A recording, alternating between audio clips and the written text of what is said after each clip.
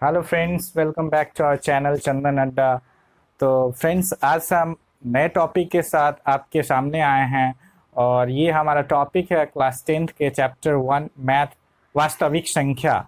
तो आज से हम क्लास 10th का बुक हम चैप्टर वाइज मैं आपको करवाऊंगा, एक्सरसाइज करवाऊंगा। तो चलिए, वीडियो शुरू करने से पहले यदि आप मेरे न्यू व्यूअर्स हैं तो आप मेरे चैनल को शेयर और सब्सक्राइब करें।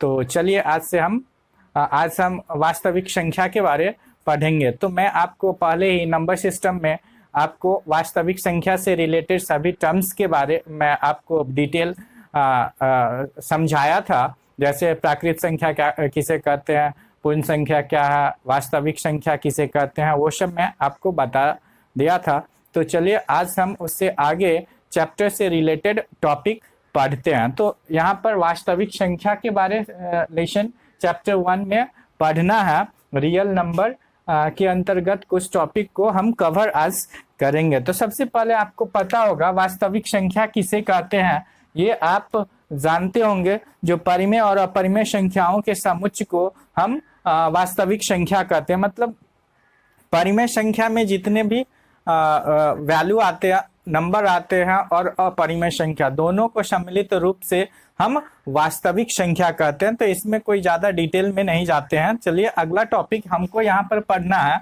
विभाजन एल्गोरिदम। मतलब यूक्लिड का विभाजन प्रमेयिका जो है वह क्या कहता है। यूक्लिड का विभाजन प्रमेयिका क्या कहता है, तो इसके अनुसार जो है यूक्लिड के विभाजन प्रमेयिका के अनुसार दो धनात्मक पूर्णांक a और b दिए रहने पर दो संख्या a और b दिए रहने पर ऐसी अद्वितीय पूर्णांक q और r विद्यमान है कि a बराबर bq प्लस r, जहां 0 इज लेस देन r और r is less than b है। मतलब यदि हम दो पूर्णांक लेते हैं तो उसमें से उसको एक इस तरह से हम तोड़ सकते हैं या इस तरह से हम उसको दर्शा सकते हैं जिसमें दो अद्वितीय संख्या आता है q और r, और उस दोनों संख्या को a बराबर bq प्लस r के फॉर्म में हम व्यक्त कर सकते हैं। जैसे कि यदि हम 455 और 442 दो संख्या लेते हैं, 455 और 42 दो संख्या लेते हैं, तो यहाँ पर a और b मान लीजिए। तो यहाँ पर a का मान जो है सो b से बड़ा है, तो a बड़ा वाला मान को इस साइड रखेंगे। तो इसको हम किस फॉर्म में लिख सकते हैं, a equal to B Q plus r के फॉर्म में हम बड़ा वाला संख्या को कन्वर्ट कर सकते हैं। यानी हम इसको 42 गुने 10 प्लस कितना हो जाएगा 35। तो यहाँ पर हम 455 और 42 को इस फॉर्म में चेंज कर सकते हैं, जहां पर यहाँ जो है सो q बराबर 10 एक अद्वितीय संख्या, दूसरा r बराबर 35 दूसरा अद्वितीय संख्या आता है। तो किसी भी दो संख्या को हम इस फॉर्म में यूक्लिड विभाजन प्रमेयिका के फॉर्म में हम व्यक्त कर सकते हैं, चाहे आप कोई भी दो नंबर क्यों न ले। तो एक और एग्जांपल लेते हुए हम समझते हैं, देखते हैं क्या इसको हम इस फॉर्म में लिख सकते हैं या नहीं। मानिए हम एक संख्या 135 ले लीजिए और दूसरा ले लीजिए 90। तो हम ये दोनों संख्या को हम इस फॉर्म में लिख सकते हैं, यानी a equal to B Q plus r के फॉर्म में लिख सकते हैं। तो देखिए, a 135 लेते हैं, बड़ा वाला संख्या बराबर से इस साइड होता है और छोटा वाला संख्या को b के रूप में लेते हैं। तो इसमें कितना गुना करे और कितना जोड़े जो 135 आ जाएगा। यानी 90 को 1 से गुना कर दीजिए और इसमें 45 जोड़ दीजिए तो 135 आ जाएगा। तो यहाँ पर q बराबर 1 और r बराबर 45 आता है। जो हम ये दो अद्वितीय मान आता है, अद्वितीय पूर्णांक संख्या q और r ऐसा विद्यमान होता है जिसके लिए a बराबर bq प्लस r होता है। तो ये यूक्लिड विभाजन प्रमेयिका कहता है। तो हम इसी को आधार मान करके हम किसी दो संख्या का HCF और LCM कैसे प्राप्त करें, हम जनरली सिंपल तरीका से हम लोग 6, 7, 8 में एलसीएम और एचसीएफ निकालने का प्रोसेस सीखे हैं, लेकिन यहाँ पर यूक्लिड विभाजन प्रमेयिका का यूज करके हम किसी संख्या का एलसीएम और एचसीएफ कैसे निकालेंगे वो आज हम सीखेंगे। तो यहाँ पर यूक्लिड विभाजन प्रमेयिका का यूज करके एचसीएफ निकालने के लिए कुछ 3 स्टेप का ध्यान में रखा जाता है, जिससे कि कोई भी दो संख्या का एचसीएफ निकाला जा सकता है। तो आप यहाँ देख सकते हैं, दो धनात्मक पूर्णांक ए और बी का एचसीएफ निकालने के लिए हमको निम्नलिखित चरण ध्यान में रखा जाता है, यानी रखना चाहिए, अनुसरण करते हैं तो दो संख्या का एचसीएफ निकल जाता है। तो पहला स्टेप क्या कहता है? पहला स्टेप कहता है दो पूर्णांकों को ए बराबर बी क्यू प्लस आर के रूप में लिखें, यानी हम लोग यूक्लिड विभाजन प्रमेयिका का यूज करते हुए उस फॉर्म में उस दो संख्या को लिख देते हैं। इसके बाद दूसरा स्टेप क्या आता? यदि आर बराबर 0 है तो बी पूर्णांकों ए और बी का एचसीएफ होगा, यानी यदि आप इसका यूज करते हैं और यहां पर आर का रिजल्ट जो है 0 आता है, तो बी के जगह पर जो वैल्यू होगा वही एचसीएफ हो जाएगा, वही एचसीएफ हो जाएगा। और यदि आर 0 के बराबर नहीं हो तो बी और आर, यानी बी के स्थान पे जो वैल्यू है और आर के स्थान पे यानी शेषफल के जगह पर जो वैल्यू है वो आर के लिए यूक्लिड विभाजन प्रमेयिका का प्रयोग करेंगे। यानी यदि शेषफल 0 नहीं आता है तो इस यूक्लिड विभाजन प्रमेयिका का प्रयोग बार बार दोहराते हैं। तो एक एग्जाम्पल लेते हुए मैं आपको बताता हूं, जैसे कि यदि दो संख्या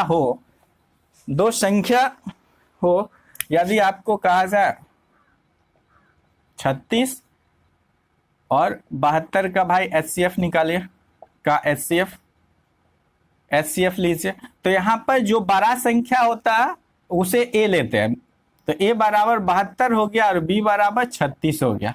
अब इसको इस फॉर्म में हम कन्वर्ट करते हैं तो क्या आएगा? A equal to B Q plus R के फॉर्म में चेंज करना, तो यहां से 72 बराबर 36 गुने इस जगह पर क्या लिखे और कितना जोड़े, जो 72 आ जाएगा। तो 36 को 2 से गुना कीजिए तो 72 आ गया। जब 72 आ गया तो शेषफल तो कुछ नहीं आएगा, यानी 0 हो गया।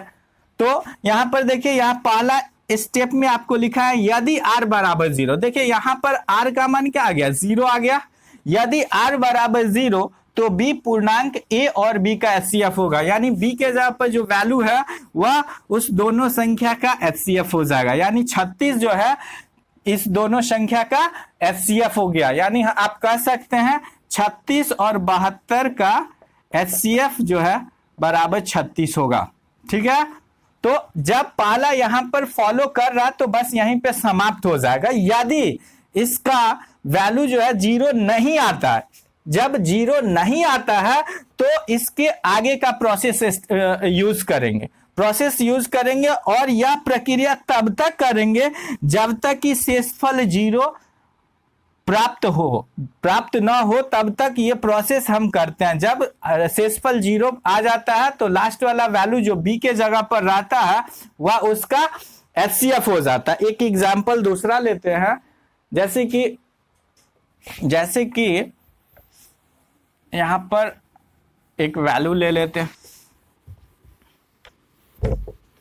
मानिए यहां पर ये हमें निकालना हो एचसीएफ 455 और 42 का एचसीएफ निकालना, तो क्या करेंगे? इसको ए बराबर बी क्यू प्लस आर के फॉर्म में कन्वर्ट करेंगे और यहां पर आर का मान 0 के बराबर या उससे बड़ा होना चाहिए और यह आर जो है सो बी से हमेशा छोटा होना चाहिए। तो यहां से 455 बराबर आप क्या लिखिएगा? बी के जगह पर क्या आएगा? 42 आएगा। यानी यहां पर हम ए जो है सो हमेशा बड़ा रहना चाहिए बी से, तो यहां पर ए बराबर 455 हो जाएगा और बी बराबर 42 हो जाएगा। तो हम इसको क्या लिखेंगे? 455 बराबर 42 गुने कितना से गुना करेंगे? 10। तो 420 हो गया अब प्लस 420 अब 35।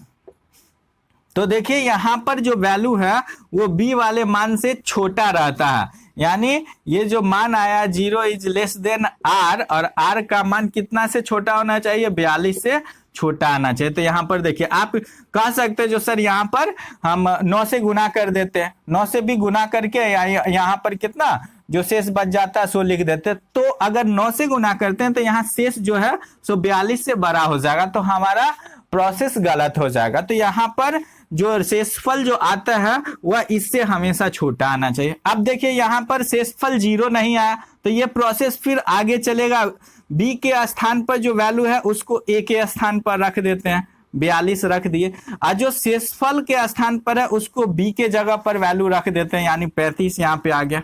अब फिर वही ये वाला प्रोसेस स्टार्ट करते हैं, ये प्रोसेस को फिर यहाँ पर दोहराते हैं। तो 35 में 1 से गुना करेंगे अब प्लस 7 जोड़ देंगे तो 42 आ जाता है। यहां पर भी शेषफल जो है आर जो है वह 0 के बराबर नहीं आया, तो फिर ये प्रक्रिया आगे चलेगा, ये 35 यहां पर आ जाएगा और शेषफल के जगह पर जो वैल्यू है वह बी के जगह पर आ जाएगा। अब यहाँ 7 को 5 से गुना कर दीजिए तो 7 पचे 35 पूरा आ गया, तो शेषफल क्या बचा, 0 बच गया। देखिए यहाँ पर r बराबर 0 हो गया, तो यहाँ पर b के स्थान पे जो वैल्यू रहता है वह उसका HCF हो जाता है। तो यहाँ पर इसका HCF क्या हो गया, 7 हो गया। तो हम बता सकते हैं 455, यानी यहाँ पर बता सकते हैं 455 और 42 का HCF कितना आया, 7 आया। इसी तरह हम और भी बहुत सारा एग्जाम्पल लेकर के इसको बना सकते हैं। जैसे कि आपको दूसरा क्वेश्चन दिया जाए कि आप बताओ, आप इसका दूसरा क्वेश्चन 148 124 दे दे। क्वेश्चन नंबर 2 आप 148 और पूछा जाए 124 का HCF, तो आप क्या बताओगे। तो यहां पर बस यही प्रोसेस देखेंगे, बड़ा वाला संख्या हमेशा ए लेते हैं, तो यानी ए बराबर हो जाएगा 148 और बी बराबर क्या हो जाएगा 124। अब इसको A equal to B Q plus R के फॉर्म में कन्वर्ट करते हैं, तो यहां से 148 बराबर क्या आ जाएगा 124 गुने 1 प्लस कितना जोड़ दें 124 में को 1 से गुना किया 124 और 24 जोड़ देंगे तो 148। तो यहाँ पर देखिए आर का मान जो है सो 0 के बराबर नहीं आया, तो ये क्रिया फिर आगे चलेगा। ये यहाँ पर बी के जगह पर जो वैल्यू रहता है उसको ए के जगह पर ले आते हैं, ए के जगह पर ले आते हैं बराबर से पहले, और जो शेषफल के जगह पर रहता है उसको बी के जगह पर रख देते हैं, तो ये 24 यहाँ पर आ गया। तो अब यहाँ बताइए इसको 24 को कितना से गुना करें और उसमें कितना जोड़े जो 124 आएगा। 24 को कितना से गुना करे और उसमें कितना जोड़े जो गुणनफल कैलकुलेशन 124 आएगा। तो 24 को 5 से गुना कीजिए तो 120 आता है, और 120 में 4 जोड़ दीजिए तो 124 आता है।